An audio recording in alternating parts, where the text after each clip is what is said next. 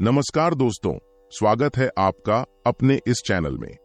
आज हम जानेंगे कि कैसे हमारे कर्म और भाग्य का गहरा संबंध होता है और किस प्रकार से हम अपने जीवन को सही दिशा में ले जा सकते हैं। ये वीडियो आपको आत्मज्ञान और आत्मविकास के पथ पर प्रेरित करेगा। तो चलिए आरंभ करते हैं। भाग्य कैसे नष्ट होता है, जान लो। जुआ खेलना अत्यंत निष्कृष्ट कर्म है।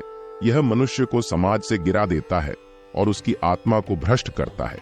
यह कर्म हमारे भाग्य को सीधे प्रभावित करता है और हमें जीवन में दुख और कष्ट की ओर धकेलता है।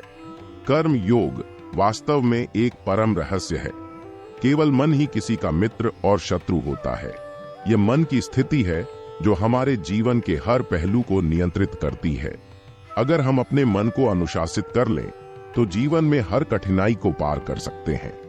आत्मज्ञान की तलवार से काटकर अपने हृदय से अज्ञान और संदेह को अलग कर दो। यह ज्ञान ही है जो हमें सच्चे मार्ग पर ले जाता है और हमें जीवन के सत्य से परिचित कराता है। अनुशासित रहो, उठो। जैसे तेल समाप्त हो जाने पर दीपक बुझ जाता है, उसी प्रकार कर्म के क्षीण हो जाने पर भाग्य भी नष्ट हो जाता है। इस जीवन में न कुछ खोता है न व्यर्थ होता है। हर कर्म का एक परिणाम होता है और यह हमें समय के साथ समझ आता है। उससे मत डरो जो वास्तविक नहीं है, न कभी था और न कभी होगा। वास्तविकता का मतलब इस दुनिया में जितनी भी चीजें हैं वे सब अस्थायी हैं और कुछ पल के लिए हैं। बाद में सब मिट्टी में मिल जाते हैं। यहाँ तक कि इंसान का शरीर भी एक दिन मिट्टी में मिल जाएगा।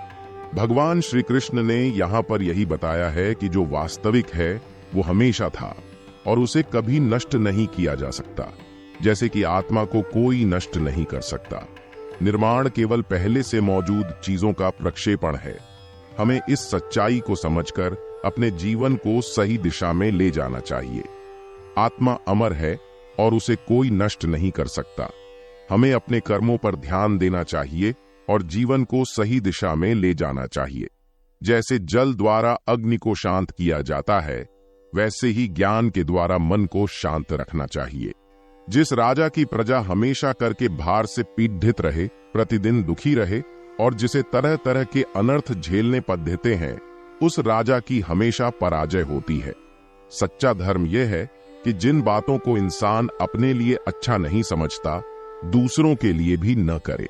संसार में ऐसा कोई नहीं हुआ है जो मनुष्य की आशाओं का पेट भर सके। पुरुष की आशा समुद्र के समान है, वह कभी भरती ही नहीं। मैं सभी प्राणियों को समान रूप से देखता हूं, ना कोई मुझे कम प्रिय है न अधिक, लेकिन जो मेरी प्रेम पूर्वक आराधना करते हैं वो मेरे भीतर रहते हैं और मैं उनके जीवन में आता हूं। तो दोस्तों, यह था आज का हमारा ज्ञानवर्धक सूत्र। हमें उम्मीद है कि इससे आपको अपने जीवन में नई दिशा मिलेगी और आप अपने कर्मों को बेहतर तरीके से समझ पाएंगे। अगर यह वीडियो आपको प्रेरित करता है तो हमें अपनी राय जरूर बताएं और अगली बार फिर मिलेंगे एक और नई और रोचक जानकारी के साथ।